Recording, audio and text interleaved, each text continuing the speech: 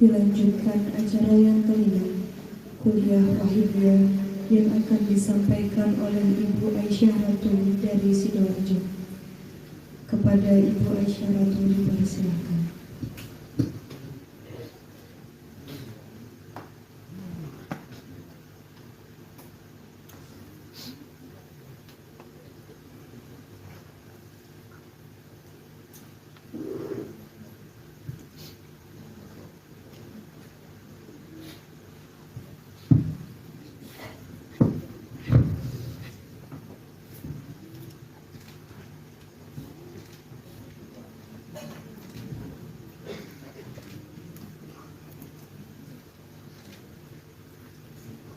Assalamualaikum warahmatullahi wabarakatuh.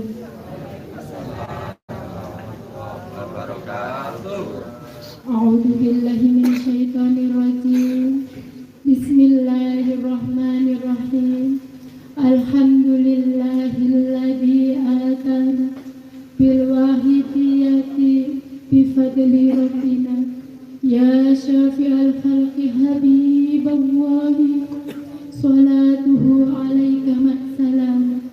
Qad kuntu dhallan wa mudillan sayyidi wa kullu syarri wa syar wa fasadin min yadi dhallat wa dhallat hillati adrikni khud biyadi ya sayyidi wa rabbil wal ahla wal awlada wal ladhi amila bil wahidiyati bi fadlil ula ya sayyidi wal hadirin wal hadirun ya sayyidi wal muslimin wal muslimat ya rahmatan lil alamin wa tamam wal khairu minka wan najah wa salam amma ba'd.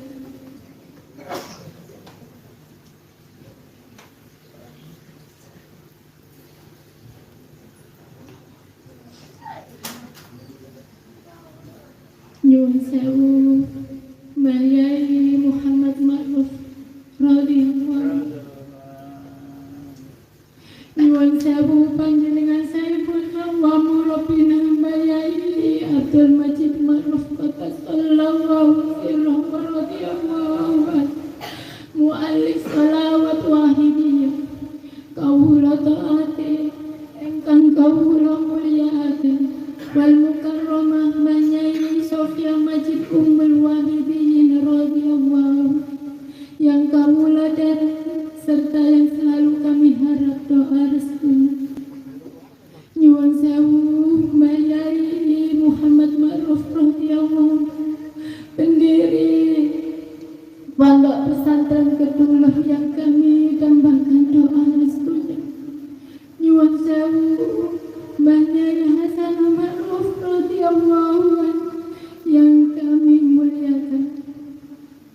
Hadratul Mukarram Abah Yai Syafiq pembina PSW Kedulur, mulai pusat sampai daerah yang senantiasa kita ikuti keyakinannya kepada Mbah Yai, dan sebagai wakil Mbah Yai Sallallahu Sirra radhiyallahu Al-Mukarramah Ibu Nyai wa Ahlal Bait yang kami hormati, Hadratul Mukarram Rama Yai Yai Abdul Majid Sohibul Miladiyah wa Ahlal Bait, kepada panitia pelaksana pusat daerah yang kami hormati, para dermawan dermawati yang telah rela menyumbangkan baik moral maupun material yang kami hormati.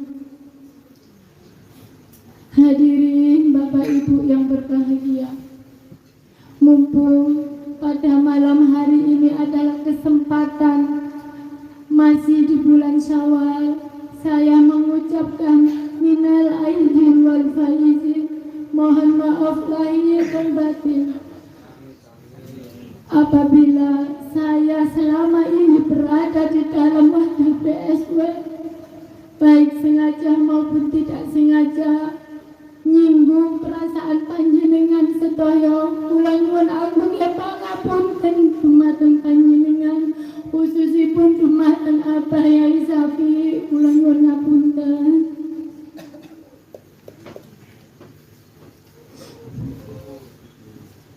Hadirin hadirat yang berbahagia, Allah Subhanahu wa Ta'ala berfirman di dalam surat Al-Ankabut ayat 69, walladzina jahadu fina lanahdiyannahum subulana, yang artinya dan orang-orang yang berjihad atau bersungguh-sungguh dalam mencari keridhaan kami, sungguh akan kami tunjukkan jalan kepada mereka, jalan-jalan kami. Makna jihad di sini adalah bersungguh-sungguh mencari keridhaan Allah Subhanahu wa Ta'ala untuk memohon hidayah.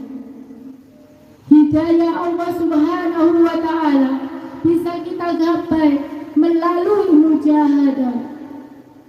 Al-mujahadah miftahul hidayah. Mujahadah adalah kuncinya hidayah.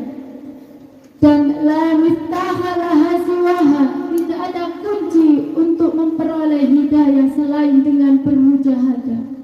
Namun mari kita koreksi diri kita sendiri. Apakah kita selama menjadi pengamal wahidiyah, kita sudah benar-benar merasa diri kita bermujahadah dengan mujahadah yang sesuai dengan bimbingan mu'alif sholawat wahidiyah? Mbak Yai yang memperkenalkan kita dengan istilah mujahadah. Sebelum kita masuk menjadi seorang pengamal wahidiyah, kita tidak pernah tahu, bahkan kita tidak pernah mengenal apa itu mujahadah. Kula kiamat nggih mboten kenal singen mujahadah niku napa. Akhirnya mujahadah adalah kunci dalam bersungguh-sungguh kita untuk mencari keridhaan Allah Subhanahu wa Ta'ala. Dalam bersungguh-sungguh inilah Allah akan memberikan hidayah kepada kita. Sedangkan di dalam mujahadah itu sendiri, kita secara tidak langsung, secara tidak sadar, atau kita sadari bahwa diri kita ini dibimbing oleh beliau mu'alif sholawat wahidiyah Mbak Yai Majid untuk membersihkan kotoran-kotoran yang ada di dalam hati. Kita sadari kita ini manusia yang zalim. Anna zalamun wa jahulun wa kafur. Sesungguhnya kita adalah zalim selalu. Kita zalim terhadap diri kita sendiri. Kita zalim terhadap umat masyarakat. Kita zalim terhadap perjuangan PSK yang dititipkan Mbak Yai kepada kita. Mari kita koreksi diri kita, Bapak Ibu. Mujahadah fungsinya untuk membersihkan kotoran hati. Maka dari itu, mujahadah di sini, kalau menurut saya, Mbak Yai adalah dokter spesialis kita. Napa? Dokter. Kalau kita sakit, raga kita sakit, kita mencari dokter, Pak. Dokter satu ke dokter yang satunya untuk mencari yang lebih baik. Ini istilah saya. Kalau di dalam wahidiyah, di dalam rohani, kita pun membutuhkan dokter. Dokter nopo? Dokter yang sanggup membersihkan kotoran-kotoran hati. Maka membersihkan jiwa atau hati dari kotoran-kotoran nafsu ini wajib. Nah, jika dikatakan wajib, berarti kita harus berusaha untuk membersihkan hati kita. Nafsu itu halus, nafsu anania yang selalu merongrong, selalu menggerogoti jiwa kita, bersarang di dalam otak dan pikiran kita. Akhirnya nafsu ini menjadi cikal bakal kita untuk selalu zalim. Kenapa? Buktinya akhirnya merasa bisa, merasa sakit, merasa inilah yang dinamakan nafsu. Maka janganlah kita merasa ana khairu minhu, aku lebih baik daripada dia. Disinilah kotoran hati yang sesungguhnya lain. Ya Sayyidi, ya Rasulullah. Maka kita di sini membutuhkan pertolongan, Pak, Bu. Kita sebelum menjadi pengamal wahidiyah, kita tidak mengenal siapa diri kita. Untuk apa kita diciptakan oleh Allah Subhanahu wa Ta'ala di muka bumi ini? Kita hidup hanya untuk menikmati dunia kan? Kita sibuk mencari urusan dunia kan? Sehingga kita melupakan tujuan yang sesungguhnya, yaitu kebahagiaan dunia dan kebahagiaan akhirat. Di sinilah peran Bayai. Bayai menuntut kita, mengajak kita menuju jalan bidang kesadaran, yaitu bidang keimanan. Di akhir zaman ini, Bapak Ibu, kita disibukkan dengan urusan anak-anak kita, diuruskan dengan urusan perut kita, disibukkan dengan urusan kerja, sampai kita lupa ibadah.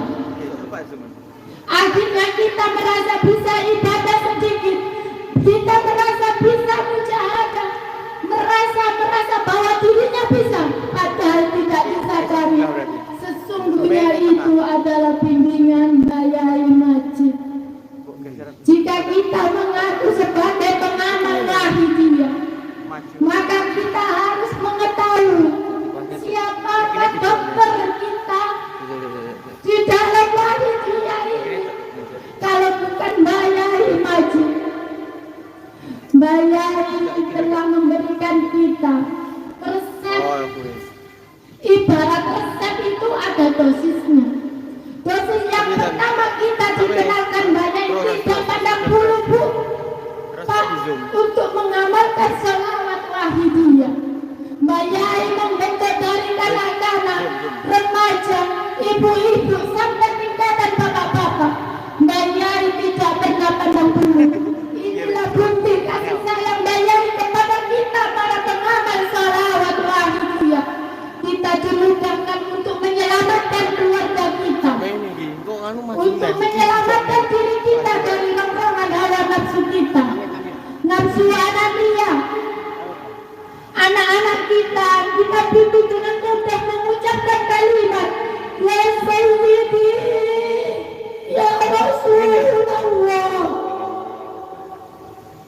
Dan kita dibimbing untuk mengamalkan sholawat wahidiyah yang ada di negara dengan 40 harian. Fungsinya apa? Di sinilah fungsi awal kita mengamalkan sholawat wahidiyah. Bayai menekan hawa nafsu kita.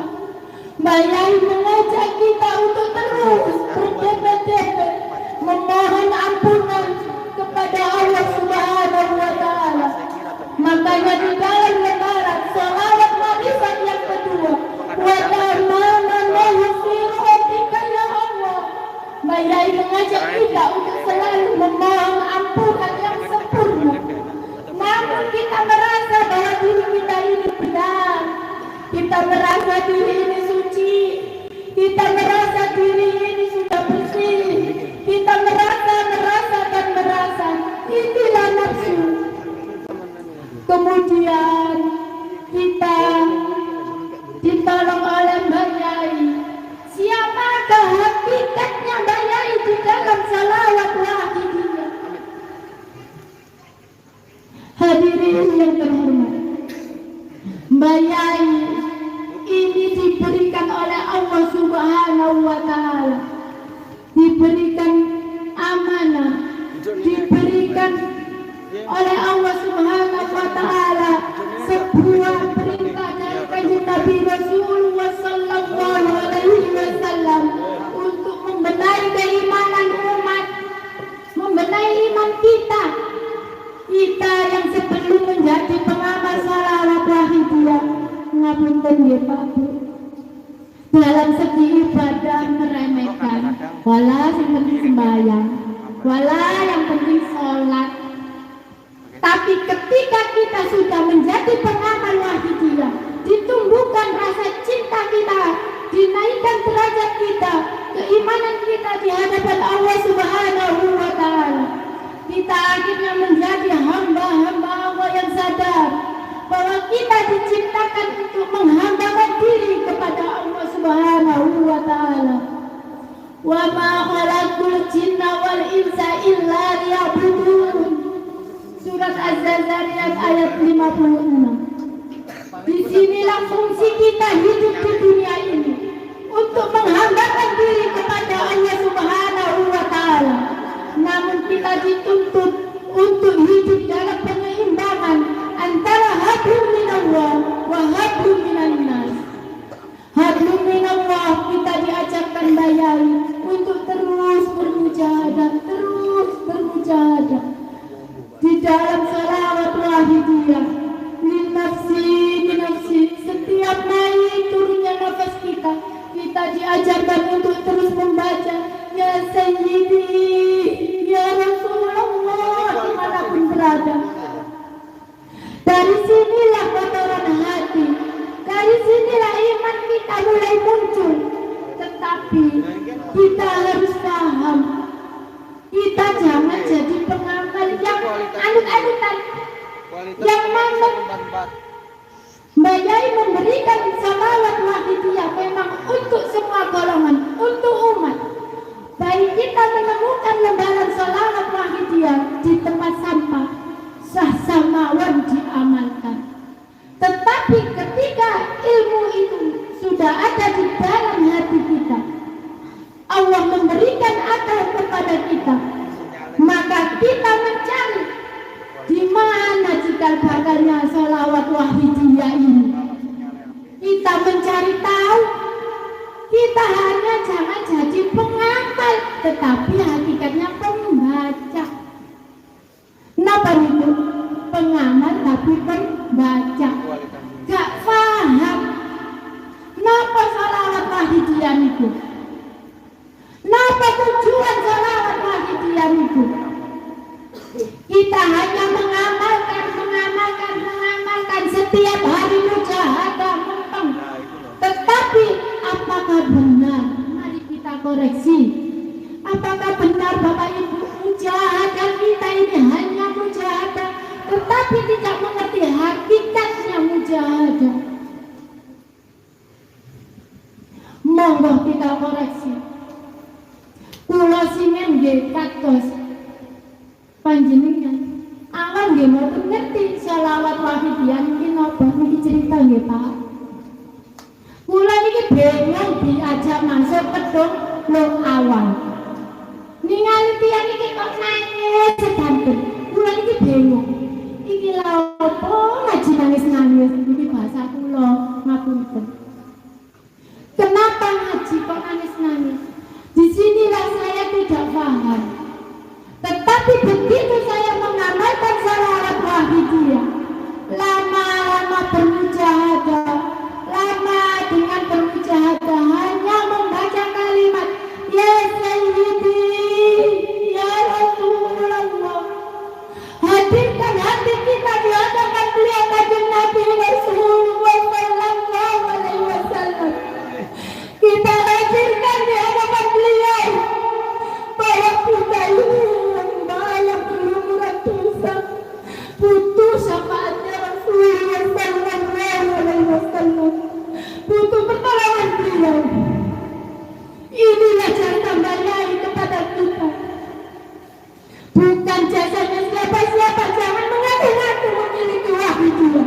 Mbak Yai tidak pernah mengaku wahidiyah ini miliknya. Karena apa?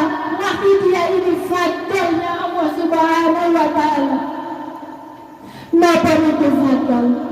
Pemberian oleh Allah Subhanahu wa Ta'ala kepada hamba-hambanya tanpa diminta. Ini hak prerogatifnya Gusti Allah. Lafaz dan niki kita semua merasakan betapa nikmatnya kita bisa mengamalkan salawat wahidiyah. Kita dicakup oleh Mbak Yai, kita dibimbing oleh Mbak Yai, bahkan kita diselamatkan oleh Mbak Yai. Lantas, apakah kita mengenal beliau? Beliau ada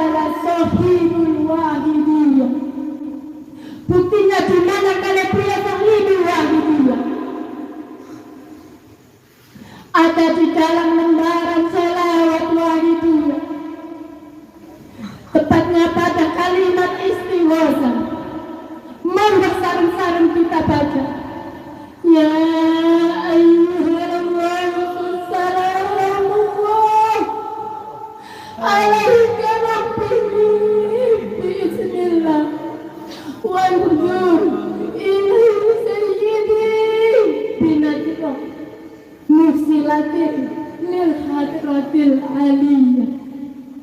Disinilah peran Bayai, tetapi kita tidak pernah tahu siapa yang kita mintai netro.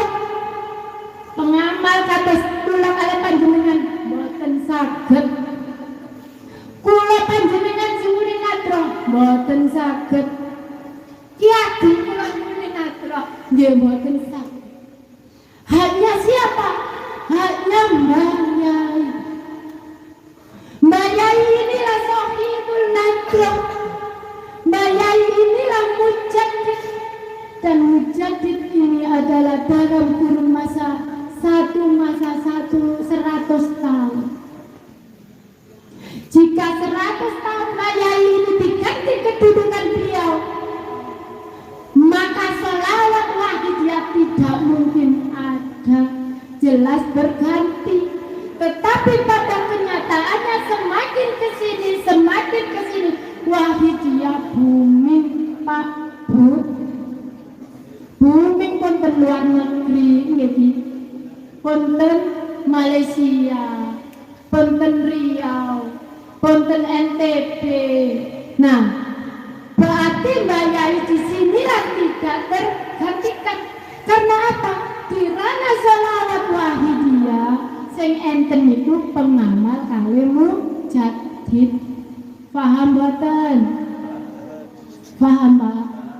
Nek boten paham jenengan tanggapan apa ya? Nah, kemudian siapakah Bayai ini? Sohibul nadra, sohibul wahidiyah, yang memiliki sholawat wahidiyah. Lho kok saged? Sebab Bayai sing dititipi kalih Gusti Allah melalui beliau Rasulullah sallallahu alaihi wasallam menjadi pelantaranya, penerusnya beliau Rasulullah sallallahu alaihi wasallam sing benahi umat sing kados kula niki, sing kados gelonjong, sing kados merasa, sing kadang-kadang merasa, akhirnya kita inilah butuh pertolongan. Dan Bayai ini tidak bisa digantikan oleh siapapun. Loh, enten pengganti nih? Boten. Bayai tetap menjadi seorang mujaddid. Lek di bawah Bayai niki saged Pak Bu diganti. Lah, ngapunten, jika ini live karena saya kemarin ada yang kritik, kenapa di wahidiyah ini selalu menyanjung, mengkultuskan orang? Ngapunten, di sini mengkultuskan orang. Saya tegaskan, boten mengkultuskan, tetapi kita membahas salah satu ajaran sholawat wahidiyah. Sinten Bayai sing kula sebut Bayai Majid niku di ranah sholawat wahidiyah memasuki pada ajaran Nilhos Bilhos. Ajaran wahidiyah lillah billah rasul birrasul niki insya Allah panjenengan secara teori pun paham, tetapi pada ranah kunci pengamal sholawat wahidiyah, kuncinya ini terletak pada ilmu yang ketiga, dia menikah Nilhos Bilhos. Loh, kok berani sampai mengungkap kunci Nilhos Bilhos? Sebab Nilhos Bilhos inilah kunci kita menjadi pengamal sholawat wahidiyah. Ngapunten, kula cerita seperti ketika saya menjadi pengamal sholawat wahidiyah, kula mboten ngerti Bayai niku sinten SD. Kula mboten ngerti Pak Bu, bertahun-tahun ngamalaken mboten paham Bayai niku sinten. kunci yang sering saya temukan, Mbak Yai itu yang mentaklif dan menulis sholawat wahidiyah. Niku tok pemahaman kula. Akhirnya secara ngapunten, mboten ngaku-ngaku niki pengalaman, cerita pengalaman tiyang ya, pengalaman kula. Mbak Yai Yakobikan, kula semaput, kula niki pingsan. Ketika sadar itu Mbak Yai mengatakan atau mendahulukan kepada saya bahwa lepas inilah kunci utama kita untuk menggapai hidayah Allah Subhanahu wa Ta'ala. Panjenengan rugi dan bosan mengimami atau meyakini Yai sebagai penyelamat kita di akhir nanti. Tuah dados pengamal Pak ngamalaken, tetapi tidak memperoleh pertolongan dari Mbak Yai. Di sinilah saya baru memahami Mbak Yai ini sinten. Akhirnya Mbak Yai, ketika saya melakukan puasa, karena saya harus riado saya ini dibimbing oleh Abah Yai Safi, itu pun karena dawuhnya Mbak Yai kepada saya. Saya mencari ilmu lilhos bilhos. Kalau menurut teori di buku-buku kuliah wahidiyah, insya Allah kacau Pak Lemojo. Tetapi bagaimana kita menjadi pengamal sholawat wahidiyah, saged ngetrapaken amalan sholawat wahidiyah. Nek asale teori Pak, kata yang saged ngomong, saged teori niku kata. Tetapi bisa tidak kita menjadi pengamal sholawat wahidiyah niki ngetrapaken dalam kehidupan kita sehari-hari. Contohnya mujahadah. Bisa enggak kita mantep dumateng Mbak Yai? Niki sulit lek panjenengan mboten data mahabbah. Kula belajar mahabbah datang Mbak Yai 2 tahun sakniki pun pas. Kula mboten kenal Mbak Yai niku sinten. Statement kula simpel Pak. Loh, ngapunten nggih. Loh, wong Mbak Yai itu sudah wafat. Loh, apa bisa menolong? Ini yang terus saya gali. Akhirnya saya riado. Monggo panjenengan nek mboten yakin kula sukani ilmu Pak, niki pun kula lakoni. Kula diarahkan Mbak Yai 2 hal. Awal kula dikirim Mbak Yai niku didhawuhi Mbak Yai pertama kali niku 2 hal. Satu hal ke pribadi saya, satu hal adalah kepada bagaimana saya mengeterapkan sholawat wahidiyah dalam kehidupan. Mbak Yai ndawuhaken setunggal.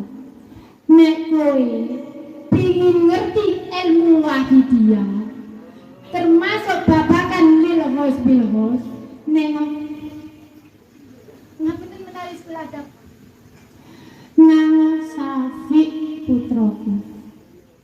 Kula nangis Pak, boten kula lara. Akhirnya kula telepon kali Abah Yai Safi. Kula boten puas lek sinau ten HP. Kula ndugi mriki. Boten ngerti apa niki sinten. Kula sinau. Akhirnya dikasih satu kunci. Monggo panjenengan amalaken. Mujahadah 17 1 kali. Fatihah dumateng Kanjeng Nabi 7 kali. Fatihah dikhususaken ten hos haza zaman. Lek kula nyebut Mbak Yai, mangke dikira promosi Mbak Yai, ngapunten. Dados hos haza zaman. Lek panjenengan pun yakin kalian Mbak Yai, biar dipanjenengan dibayangaken Mbak Yai lah yang kita riadoi. Karena apa kita dituntut untuk ke Mbak Yai? Sebab Mbak Yai sing damel sholawat wahidiyah. Ngale sampean riadoi gawe sholawat wahidiyah, tapi kan jaluk petunjuk kan sing nggawe sholawat wahidiyah lah kualik ya. Padha ambek ngamalno sholawat wahidiyah lah kok petunjuk merono nggih mboten ngono. Kesowan wong niki pun jalan tol. Lan napa mele jalan tikus?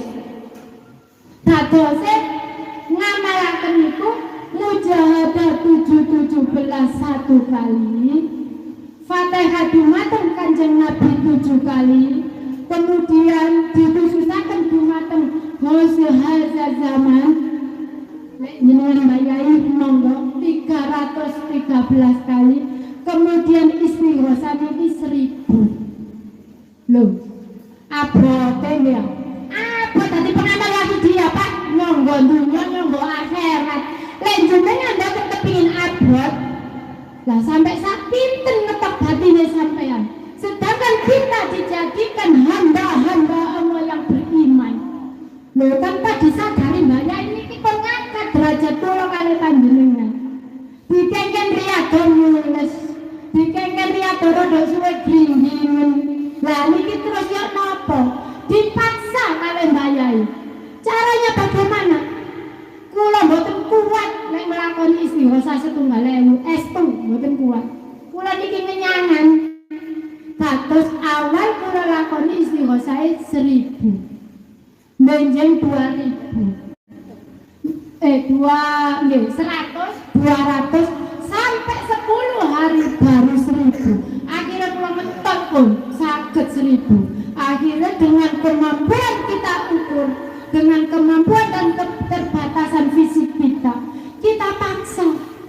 Lek kita menjadi manusia Pak, mboten maksa hawa nafsu kita, mboten memaksakan diri kita untuk berdebet-debet memohon ampunan Allah Subhanahu wa taala, ngelonjong Pak. Terus mujahadah asal-asalan. Wis pokoke 17 wis ya umiyah cukup. Lah, berarti makan panjenengan ten mriku. Makan ten malih. Wis pokoke aku cukup melok rono, kegiatan rono. Tenggina hanya cukup 17 yaumnya. Ngewe sampai samanten yang sampai dapat nanti. Tetapi giliran ada temannya yang gelonjong sampai disentuh oleh Allah Subhanahu wa taala, dibukakan hijab di dalam hatinya menerima nur ilahiyah, nur Muhammad, pancaran dakwah bayai. Iri lah, penyakit iri niki mulai cokol. Kok iso arek koyo ngono? Kok iso iki koyo ngono? Bayai niku mboten memandang sinten panjenengan, sinten sampean, mboten mandang usia. Tetapi bayai di sini membimbing kita bagaimana kita saged usul dumateng Allah Subhanahu wa taala. Lah, cara berusul niki enten kalih Pak, keliru. Lah wong kula mboten kenal bayai. Pundi? Ya kula mboten menangi. Nah, bagaimana? Maka kita tumbuhkan cinta di dalam diri. Kita mengamalkan shalawat wahidiyah niku pun ansar cinta niku kuat Pak. Mboten disadari nggih, akhirnya muncul cinta kita, rindu kita dumateng Allah Subhanahu wa taala. Akhirnya cinta dumateng beliau Rasulullah sallallahu alaihi wasallam. Akhirnya cinta dumateng beliau melalui shalawat wahidiyah. Akhirnya cinta dumateng beliau Abah Safi. Kula paling cinta kali apa? Mboten teh ngaling-ngaling gendeng kula le mujahadah. Estu nangis kula. Akhirnya kula telepon apa? Bang kula kangen Bang kali panjenengan. Kula rindu Bang kali panjenengan. Tetapi rindu inilah yang membawa saya, semangat saya semakin menggali, semakin riyadhah. Lho ngoten carane. Hale panjenengan mawon ngapunten. Singen niki rada menceng nggih Pak, tapi niku gambaran. Jenengan patos istri mawon leren jatuh cinta. Lah